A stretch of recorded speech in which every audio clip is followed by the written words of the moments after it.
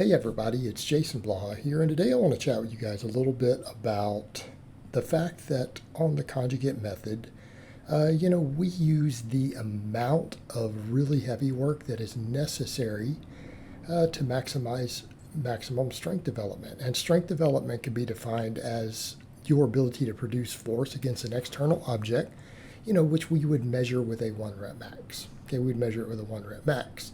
But that doesn't mean that we develop the 1 rep max by doing a bunch of 1 rep maxes. There's a lot of other factors involved, with hypertrophy being near the top of the scale of importance. But that being said, we do need practice with max lifts. And on this particular system, which again, very popular in a lot of sport circles, not just powerlifting, we max out every week. Either training maxes or true maxes, depending upon which coach's advice you follow and which protocol you follow. But the idea here is that we rotate different movements around, a minimum of 1 upper and 1 lower body lift every week, which could be any sort of press.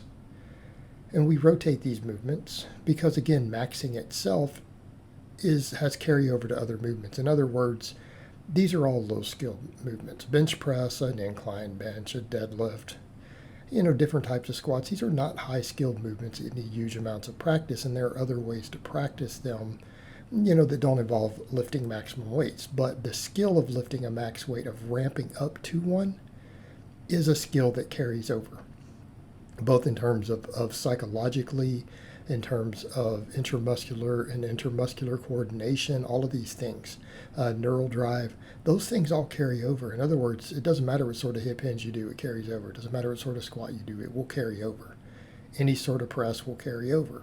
And that's the idea. And so what we look at with this is saying, okay, how much of this do we need to do? And as long as we do a little bit of it every week, we pretty much gain the benefits of maxing out. And it ends up being, at most maybe 5% of our training every week. When people look at a conjugate method, they will look at it and say, oh, it's built around the max effort. Well, it is, even though it's the training that we do the least of every single week. We don't do that much of it. And again, I presented data quite a few times and discussed this, that there's plenty of evidence that actually doing a heavy single first can improve your hypertrophy work. There can be actual benefits that have been found in the lab to doing it first. So it's not purely just, oh, this is for people who, want to get strong. Those of you who are chasing hypertrophy, without blasting a ton of gear, it might behoove you to do more of this. Okay? So this system works well for that. But when we look at it, we say, well, maxing can kind of beat you up. We do need to recover from it. So how much of it do we need to do? And that's, again, number one of the reasons we rotate movements. We reduce overuse. We reduce acclimation to those movements. But the other thing is we're looking at is if we're doing, ramping up 1 heavy single, again, with multiple sets getting there because we're titrating the weight up. On an upper and a lower lift every week, we are gaining the benefits. So if that's all we do, then we're good. Sure, we could do more, but you get such an enormous diminished return that it may not be worth it. So what does this do? This lets us maximize strength while freeing up a ton of recovery resources to say, do I really need to lift that heavy on everything else? And I'm not saying we can't do, fives and things like that for some of our assistance work. In fact, in many cases, it's a good idea, but that's not really heavy, right? Fives are not super heavy. They're more of intermediate reps or more of medium reps. They're not really low rep, and they're sure not high rep. We could argue their merit on certain lifts for hypertrophy more than others, and I think that we should argue that. But, we can use a few of those. But outside of that, it frees us up to use other training modalities for everything else. It frees us up to do speed work. And speed work and dynamic work tends to be actually really easy on recovery. It allows us to get a lot of the practice in and the setup and the first reps that we would like to get. It allows us to do that without beating ourselves up. So that will have carryover to our maxes, right? Speed benching, speed pulls, those will carry over to your benching and your deadlifting. But they don't beat you up.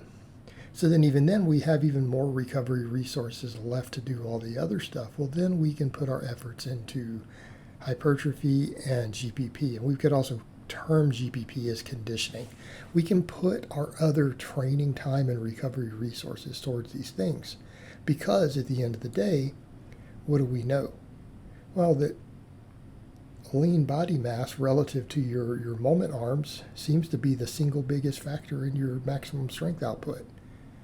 Not saying the neural drive and other stuff doesn't matter, it does. Not saying technique doesn't matter, it does.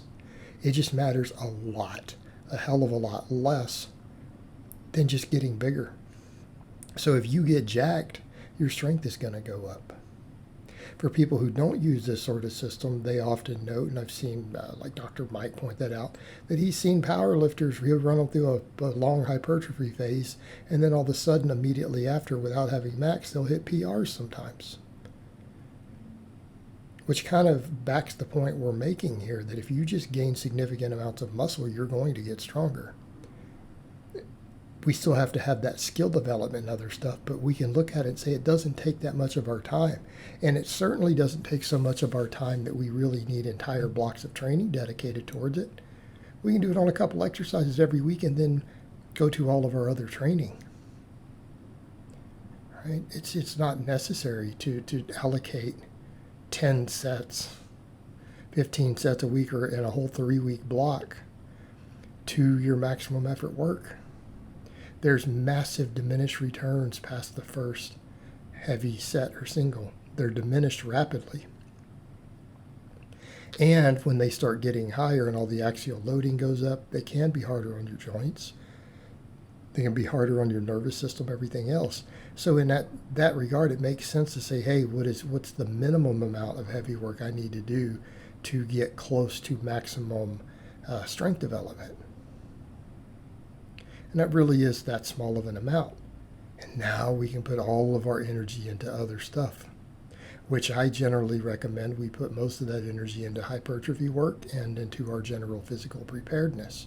GPP will improve our recovery. It'll improve our work capacity. It'll let us do more hypertrophy work or do it quicker.